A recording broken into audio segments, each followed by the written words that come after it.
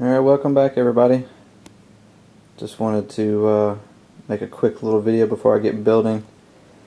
Looks like I got the night to myself, wife and kids gone, so I can do a little bit more building stuff without interruption. But finally got my batteries in for my power box. Pretty neat. It's the first one I've ever owned. Got a really good deal on it. That's why I bought one. Bought one this nice and expensive. But yeah, I got them, so I'm going to run two receivers, this way I don't have to worry about any kind of regulators and stuff like that. Even if I went with just one receiver I was going to use ions regardless, I would have had to have regulators and of course a switch and all that stuff. So it would have came out to about the same weight as this with one receiver, so I went ahead and opted to do it two, just because I got an extra receiver. No big deal. Anyways, maybe somebody can help me that sees the video. You got obviously where the receivers plug in pigtail 1 and 2 for each receiver, and then of course your servos plug in here at the bottom. You have a fail-safe channel 1 and 2, one for each receiver. And what I'm wondering is if because it says you have to program the fail-safe in this thing for 2.4 and 72 megahertz. So I'm wondering if you can plug your your throttle channel into that, since that needs to be programmed for your ECU and stuff anyways. But I'm not sure, so if anybody knows and can kind of explain how that works, let me know. It's pretty neat. I like it. I definitely like the switch. It's a pretty neat way. You hold the button here and you can turn turn your two batteries on there, and if you want to just turn one of them on, you can, and vice versa. So if one fails, the other one takes over, all that kind of stuff. You can actually use the switch here program for lithium ions, which it really just says lithium polymer, but it's the same thing. And then of course alpha 123s or NiCad, stuff like that. Other thing I went back and did since my last video was I actually made something to line up the tailpipe with the turbine. Some people said they had these fancy laser pointers and stuff like that, that they little things that they made with laser pointers. I just decided to went to Wally World, bought a little craft tool like a circle cutter, and cut 2 cardboard discs, which you can kind of see in there. Drilled a little hole in the center of it, and then I ran a carbon fiber tube that's hollow right down the center. Pushed it forward, and then I just simply, you can kind of see there, I slide it back, slide the carbon rod forward till it basically touches right center of that, of the little cone that comes out the back of it. Because inside the exhaust there's a little, basically like a round cone, which you can kind of see behind it are the actual turbines. And if you slide that shaft right up to where it meets, it's like a perfect fit, perfect center. So that's an easy way to do it. Very simple. Took like 10 minutes once I figured out the diameter to cut the cardboard circles. Took like 2 or 3 tries to get it to the perfect size.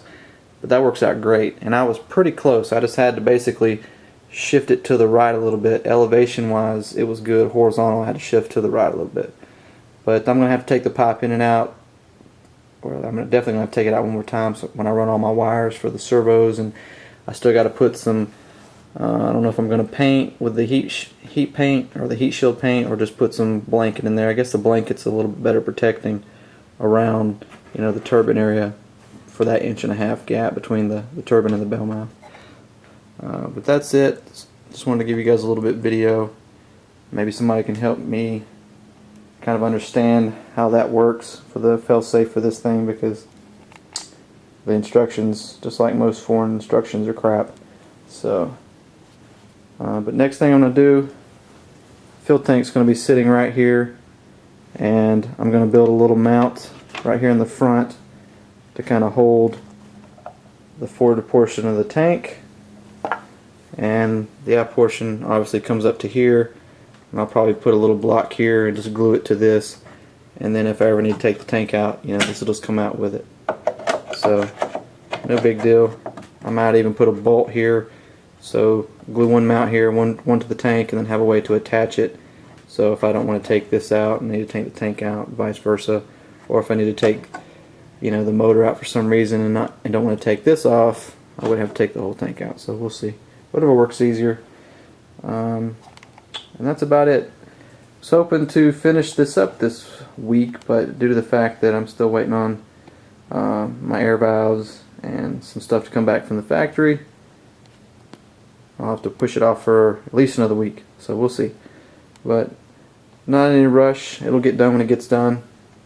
I know there's a lot of people looking, you know, watching the build, wanting to get some more work done. So I'm going to try to do all the little things that I can, and just have it ready for those few parts. I'm actually also going to go ahead and make the mounting plates, or the boards here, to put all my power box. I'm going to mount my cylinders. I don't know if I'm going to put them up back here or up in the nose, and go ahead and get the receivers, the power box, my ions mounted. And the only thing I'll have to do is just leave a little slot for my UV5 air valve. And also I need to go ahead and mount the throttle shut-off valve and get all the wiring and the pump and stuff, which I'm going to sit that back in here. UAT, the valves, 2 valves for the turbine, and the pump is all going to be back here in this area. Decided to change out the ailerons. Just didn't like the way the fit was. It allowed a little bit of a play, you know, even when I drilled the hole for the clevis here. Let me find it. You know, these are nice because they're nice and streamlined, but the rods are a little long, and I need to either get a 3mm die or just get new links. These have a little bit of play in them, you know, due to the, you know, even if you drill this thing perfect on the actual servo arm, it's still, with like a thousandths clearance, it's still a little bit of play in there. So I'm probably going to end up putting like ball ends on it. So anyway, that's it for now. I'll do some more, make a couple more videos tonight. You guys take it easy later.